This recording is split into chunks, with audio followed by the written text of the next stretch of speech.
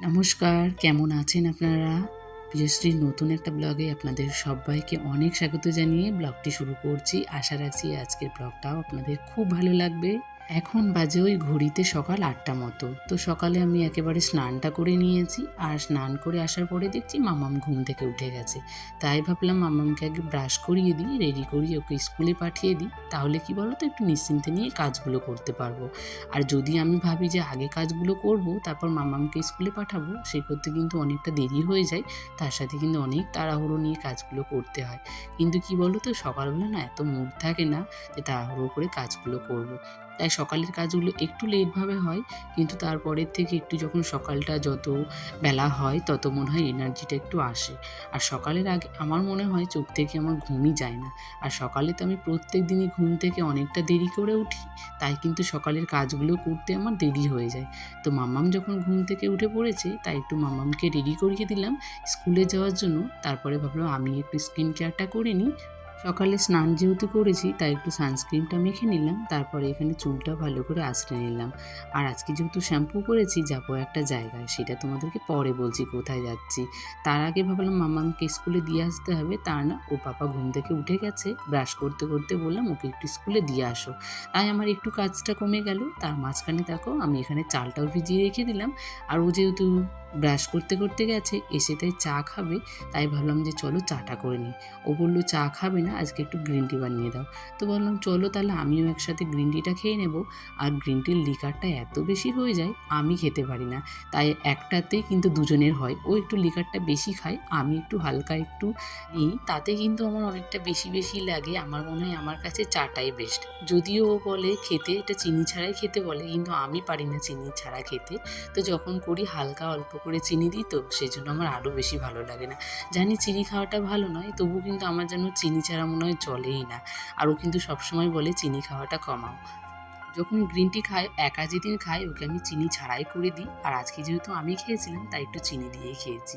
তো সকালে দুজনে একটু ব্রেকফাস্ট করে নিয়েছি, তারপরে কিন্তু আবার মিস্ত্রি দাদাদেরকে চাও দিয়ে দিয়েছি। তারপরে আবার রান্না বসিয়ে দিয়েছি। এদিকে কিন্তু মাম্মামের আসার সময় হয়ে গেছে, তাই ভাবলাম তাড়াতাড়ি কাজগুলো করে দিই। এদিকে মাম্মাম আসতে আসতে আমার রান্নাবান্নাগুলো শেষ হয়ে গেছে। তারপরে এখানে দেখি মাম্মামও এসে গেছে। আগের দিনে যেহেতু পুজোর কাপড়গুলো পাল্টে দিয়েছিলাম, মানে ওই সিংহাসনে যে কাপড়গুলো থাকে সেগুলো সব পাল্টে দিয়েছিলাম, সকালে উঠে কেচে দিয়েছি। তো সবগুলো শুকিয়ে গেছে। আগে ভাবলাম এগুলো ভাঁজ করে সুন্দর করে রেখে দিই, তারপর খাওয়া দাওয়া করবো, বাসন মাজবো পরে। তা আগে আমি কাপড়গুলোকে ভালো করে সুন্দর করে গুছিয়ে রেখে দিলাম। একটার পর একটা কাজগুলো যদি গুছিয়ে করি না, নিজের কাজগুলো মনে হয় অনেকটা কমে যায়, আর মনে হয় দিন শেষে অনেক তাড়াতাড়ি কাজগুলো আমি সেরে নিতে পারবো। একটা বাচ্চা নিয়ে নিজের সংসারের প্রতিটা কাজ নিখুঁতভাবে করতে যে কতটা কষ্ট হয় একটা মাই জানে, যে কীভাবে কাজগুলো করতে হয়। যদিও মাম্মাম ভীষণ শান্ত, ঘরে থাকলেও কিন্তু খুব একটা দুষ্টুমি করে না। আর কিছু সময় একটু ফোন দেখে, যেহেতু ফোন দেওয়াটা ভালো নয় জানি, তারপরও যখন আমি কাজগুলো করি তখন হালকা ফোন দিয়ে রাখি। আর বাকিটা মাম্মাম ওই খেলনা নিয়েই বেশিরভাগটা খেলা করে। তার সঙ্গে ওর পাপা কিন্তু আমাকে অনেকটা হেল্প করে। ও যদি বাড়িতে থাকে সকালবেলার কাজগুলো প্রায় আমাকে অনেকটাই এগিয়ে দেয়। তারপরে ও অফিস চলে যাওয়ার পরে আমি হালকা করে কাজগুলো তখন অল্প অল্প করে করতে থাকি। তারপরে মাম্মামকে ঘুম পাড়িয়ে দিই। সেই সাথে কিন্তু কাজগুলো করতে আমার খুব একটা বেশি কষ্ট হয় না, যেহেতু মাম্মাম খুব একটা বিরক্ত করে না, খুব শান্ত। তাই কিন্তু আমি তাড়াতাড়ি কাজগুলো করে নিতে পারি। আর এখন ওই 12টা মতো বাজে, আমার সব কাজ কিন্তু কমপ্লিট হয়ে গেছে। তারপরে ভাবলাম আজকে একটু বেড কভারটা চেঞ্জ করে দিই, কারণ অনেকটা দিন হয়েছে পেতেছি। আর যদিও খাটের ওপর এখন কি বলো তো, এখন বর্ষা তো প্রায় ধরো প্রতিদিনই তো বৃষ্টি হয়, সেই জন্য কিন্তু বলতে পারো ঘরটা এখন আমার ঠান্ডায় থাকে। তাই কিন্তু আমাকে ওই বাইরে কিংবা নিচে ঘুমাতে হয় না, এখন কিন্তু খাটের উপরেই ঘুমাতে পারি। তাই ভাবলাম যে অনেকটা দিন হয়ে গেছে, বেড কভারটা আজকে চেঞ্জ করি, তাহলে ভালো লাগবে। আর অনেক দিন পরে বেড কভারটা পাতলাম, কারণ মাঝখানে না একটু হালকা রঙগুলো যদি পাতি না, ওই হোয়াইট কালারেরটা যদি পারি খুব ভালো লাগে।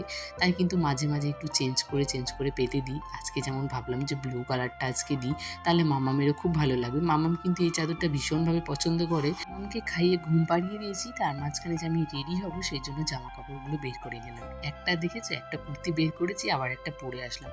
কারণ ওই কুর্তিটা পরে না এত পরিমাণে গরম লাগছিল, মানে একটু কি বলতে পারো একটু টাইট তো, সেজন্য একটু ভাবলাম গরমে একটু হালকা পাতলা পরে যাব, একটু ঢিলা পরলে না খুব ভালো লাগে।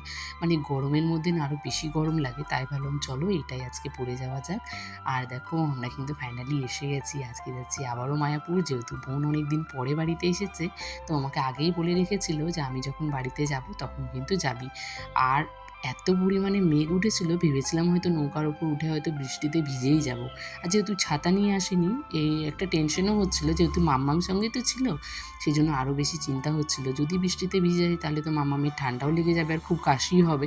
সেইটা থেকে কিন্তু আমার অনেক টাকাও চলে যাবে আর আমাকে কিন্তু অনেকটা কষ্টও করতে হবে। আইসক্রিম খেয়ে চলো বাড়ি। আজকের ভিডিওটা তোমাদের কেমন লেগেছে অবশ্যই তোমরা কমেন্টে জানিও। দেখা হবে নেক্সট ব্লগে, ততক্ষণে টাটা।